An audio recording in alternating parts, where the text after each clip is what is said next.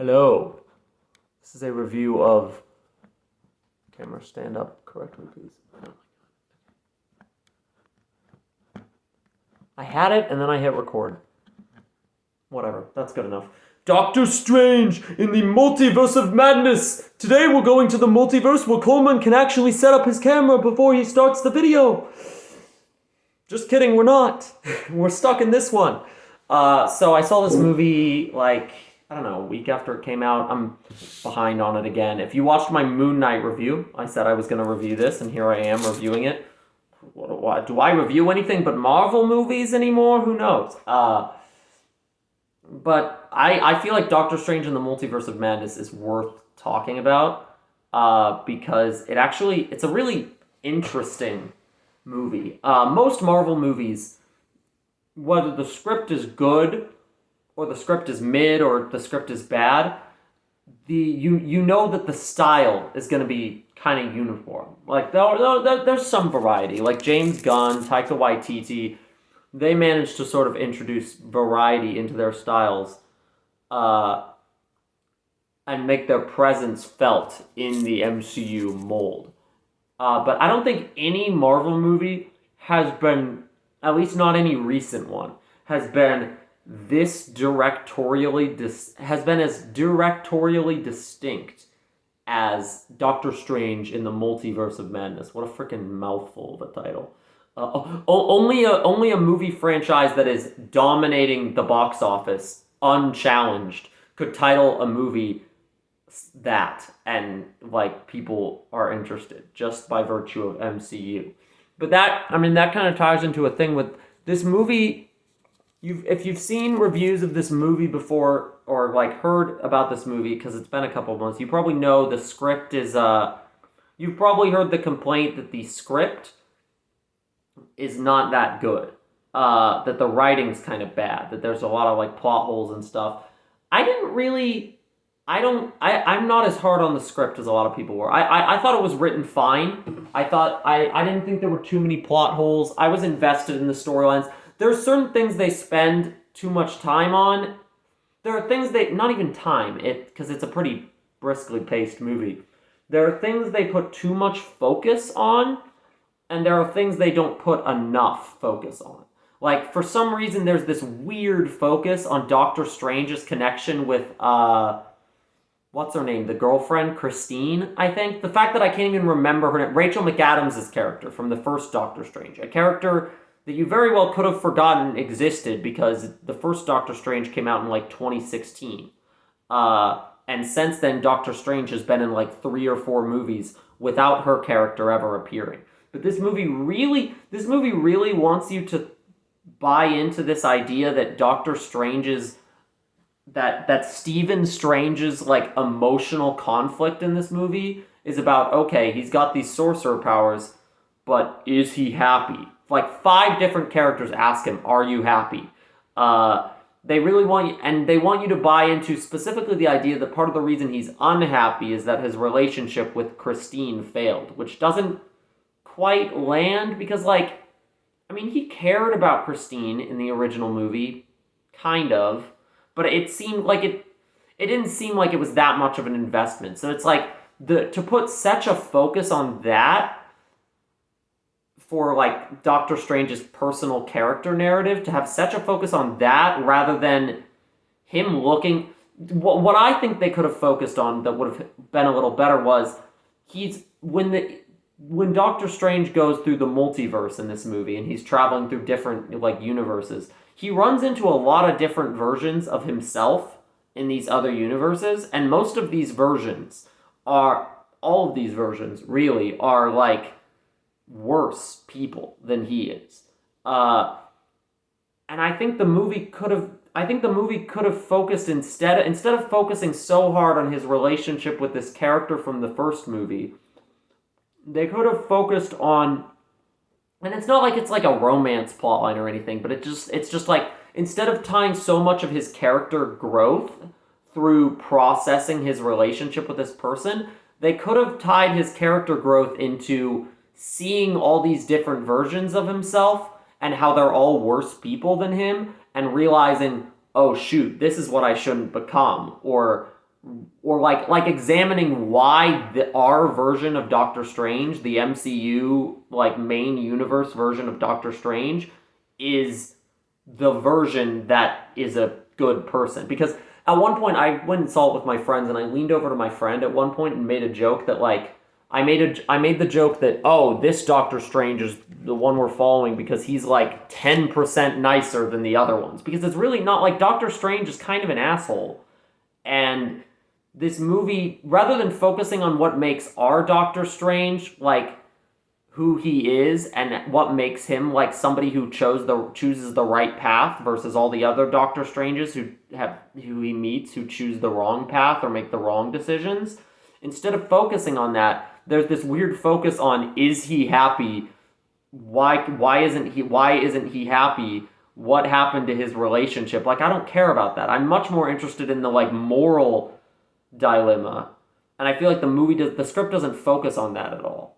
So that's my major complaint with the way the movie is written. My other complaint is that this has to be one of the most like this story does not stand on its own. As far as MCU movies go, this has to be the most like reliant on previous material of of like any of the MCU movie stories. Like, if you haven't watched WandaVision, you're not going to care about Wanda's arc in this movie. No spoilers, but you're not going to be invested in Wanda as a character in this movie if you haven't watched WandaVision, which I think is a shame, because Wanda in this movie is very, very interesting. I think what they do with her is some of the most interesting stuff the MCU has done with a character. And I could talk about that more in depth with spoilers, but I don't really want to go into spoilers, at least not right now. Right now I'm kind of focusing. So I mentioned the directing at the beginning. I don't think I said this movie's directed by Sam Raimi of the original Spider-Man trilogy and Evil Dead fame. I don't think I mentioned that earlier, but that's what, like, they got him to direct this movie, and it shows in the way the movie is put together. I think this is the first MCU movie I've seen where the directing is the thing that stands out most about it. Like, not just the visuals but specifically the direction, the style of the movie. The style stands out way more than the script for all the reasons I just mentioned as to why the script is not bad, but just not that involving on its own. Like, without Sam Raimi's awesome direction, I think this script would be it would be at best as good as the original Doctor Strange's script. And that movie already wasn't the most strongly written of the MCU fare. But Sam Raimi's style just elevates it and makes it so much more fun. Like, there are some crazy sequences in this movie, and not just with multiverse jumping stuff, but also just like crazy ideas that it's like, it almost feels like only Sam Raimi could have come up with this, or only somebody writing for Sam Raimi could have come up with this crazy concept. Like, there's one fight in the movie that involves music that's like Doctor Strange and somebody else sending like music notes at each other, and it's so visually cool, musically cool too.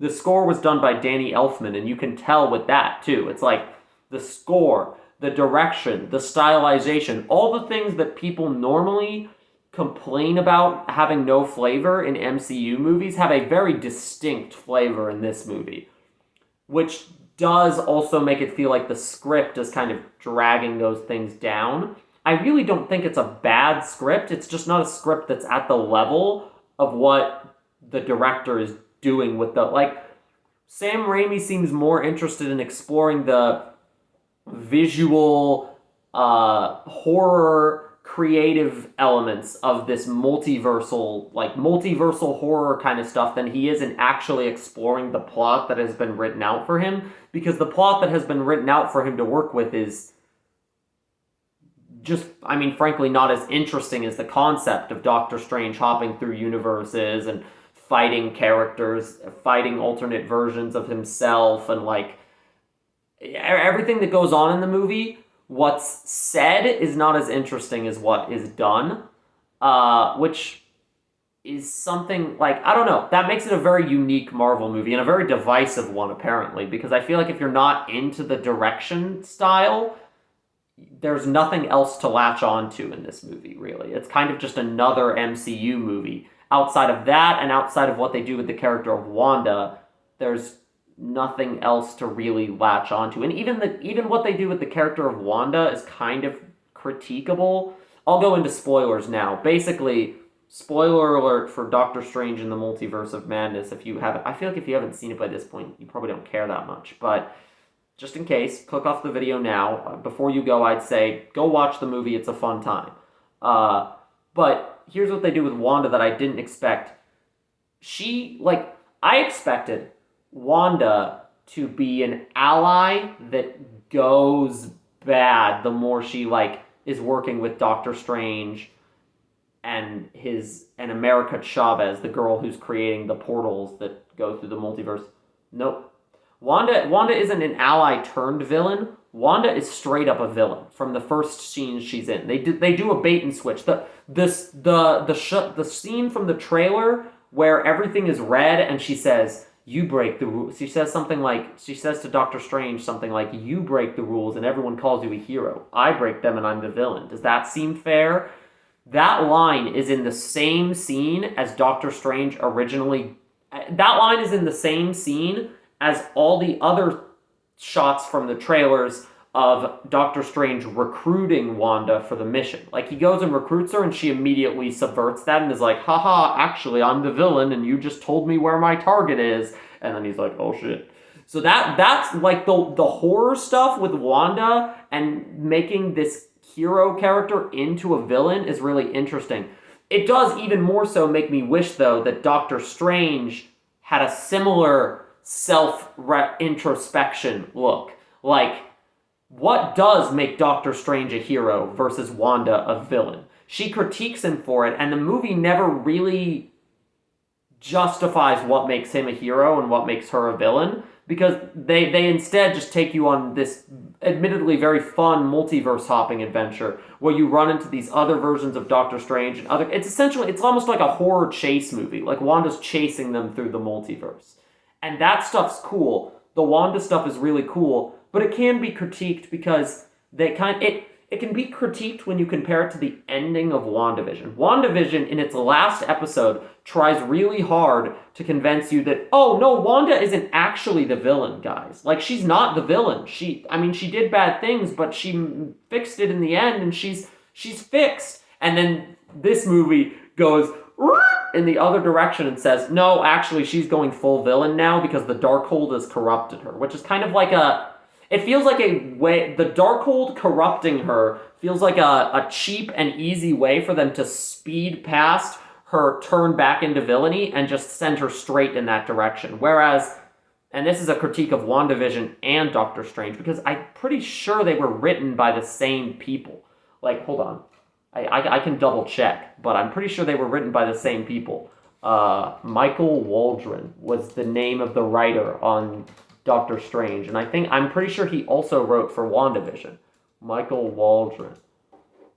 He also wrote for Rick and Morty, apparently. Oh, and he wrote Loki and Multiverse of Men. Maybe he didn't write on WandaVision. I don't know who wrote WandaVision,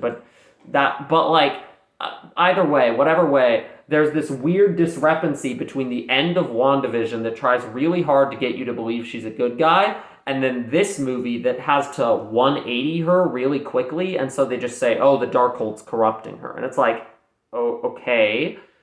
But it would have been better if WandaVision truly ended with her embracing a villainous path, and then Doctor Strange continues that villainous path, rather than this weird bait and switch where you think she's gone back to hero and the marketing leads you to believe she's gone back to hero and then she's actually full villain. It happens too fast.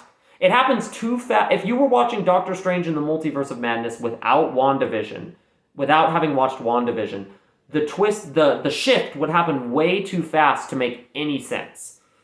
You'd be like, why is she a villain? It wouldn't work. It straight up would not work.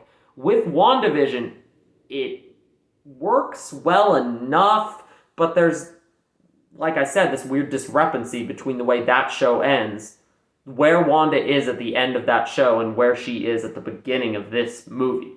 And it's just that, and that's where the script criticisms do come in, and it's okay, well, this movie could have been scripted better, or that show could have been scripted better, and I think Wanda's arc is good, but not quite great because there of these falterings in the narrative.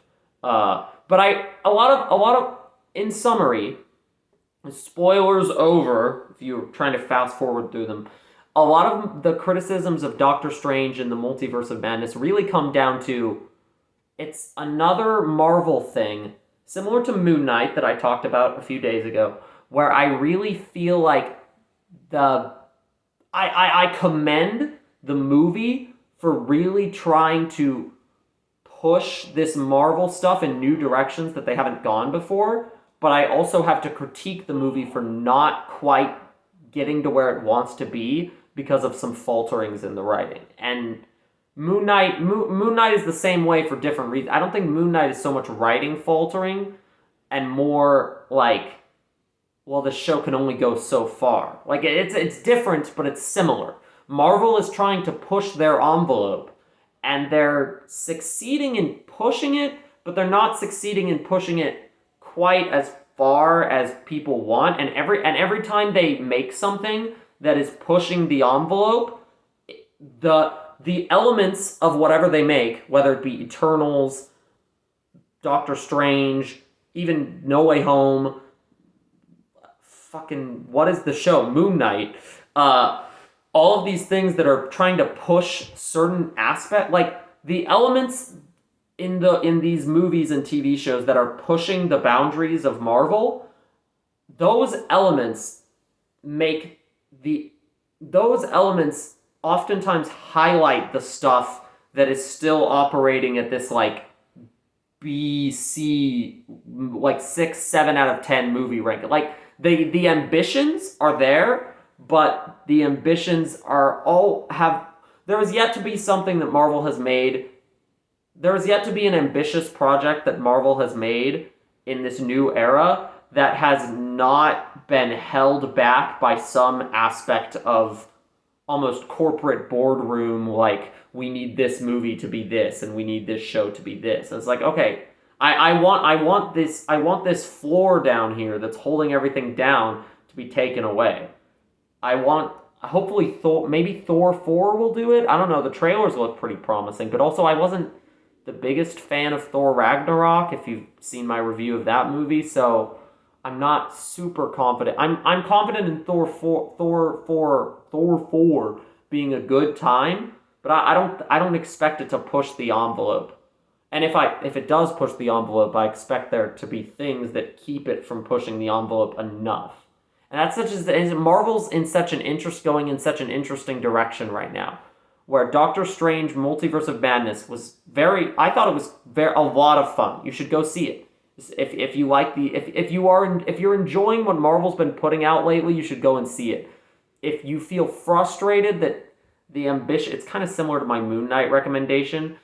If you feel frustrated that the ambitions of Marvel are not matching the actual quality, this doesn't exactly fix that. But it is a super visually interesting. If you like movies where the director's vision really stands to, if you're a Sam Raimi fan, if you like his movies, if you like the original Spider-Man trilogy, I think you'll probably like this. Like, this has some of the strongest flair of any Marvel movie I've seen. And for some people that's not enough, but if writing isn't everything to you in a movie and you also enjoy unique visuals, interesting direction, like cool set pieces, that feels diminishing, but I mean that in like genuinely cool set pieces, not things that are just there to be set pieces, but like just cool stuff. If you like that kind of thing, then Doctor Strange and the Multiverse of Madness is a